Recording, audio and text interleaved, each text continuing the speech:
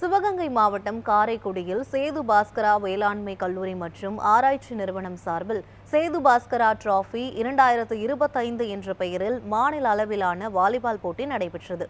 விசாலையன் கோட்டையில் அமைந்துள்ள சேது பாஸ்கரா வேளாண்மை கல்லூரியில் நடைபெற்ற மாநில அளவிலான வாலிபால் போட்டியில் 19 வயதுக்கு உட்பட்ட பள்ளி மாணவ மாணவிகள் கலந்து கொண்டனர். 2 நாட்கள் நடைபெற்ற இந்த போட்டியில் தமிழகத்தை சேர்ந்த பள்ளிகளிலிருந்து 400க்கும் மேற்பட்ட மாணவ மாணவிகள் அணிகளாக பங்கேற்றனர்.